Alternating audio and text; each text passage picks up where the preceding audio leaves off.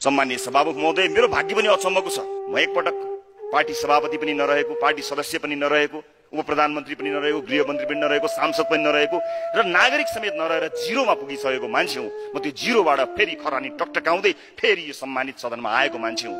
मलाई फेरि एकपटक जिरो हुन कुनै पनि आपत्ति छैन। भन्नुहोस् मैले के गर्नु पर्यो? मैले सदन छोड्नु पर्यो कि, मैले मन्त्रालय छोड्नु पर्यो कि, मैले पार्टी छोड्नु पर्यो कि, मैले देश छोड्नु पर्यो? म तयार छु। साथी हो, तपाईहरुको सभापति ठग होइन। मैले कुनै पनि किसिमको ठगी गरेको छैन। निर्धक्क हुनु होला। आमा, यिनीहरूले जेसुकै भनुन्, म बहुला होइन। मैले बोल्न नहुने केही बोलेको छैन, मैले गर्न नहुने केही गरेको छैन। यिनीहरूले जेसुकै भनुन्, म बहुला होइन। भर्खरै आएको यो दललाई लोकतान्त्रिक दलहरूले कहीँ न कहीँ कतै न कतै संरक्षण गर्छन् होला, माया गर्छन् होला, जोगाउँछन् होला, पानी हाल्छन् होला, मलजल गर्छन् होला र हामीलाई बचाउँछन् होला भन्ने लागेको थियो।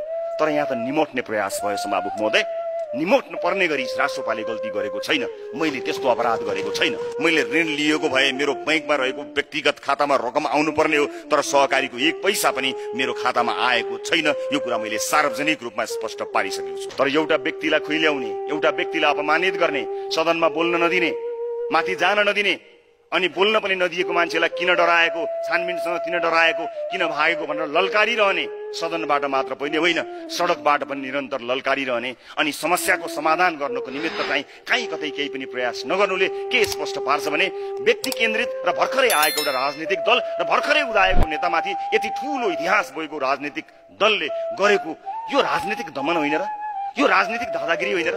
लोकतान्त्रिक पद्धतिलाई मानेर, व्यवस्थाप्रति प्रतिबद्ध भएर, संविधानप्रति प्रतिबद्ध भएर देशको अवस्था बदल्छु भनेर निर्वाचनका माध्यमबाट कहीँ कतै कसैलाई हानि नोक्सानी नपुर्याइकन, रगतको एउटा थोपो पनि नचुवाइकन रासोपा यो सदनमा आएको, हामी यसैमा विश्वास गर्छौँ। भर्खरै आएको यो दललाई लोकतान्त्रिक दलहरूले कहीँ न कहीँ कतै न कतै संरक्षण गर्छन् होला, माया गर्छन् होला, जोगाउँछन् होला, पानी हाल्छन् होला, मलजल गर्छन् होला र हामीलाई बचाउँछन् होला भन्ने लागेको थियो।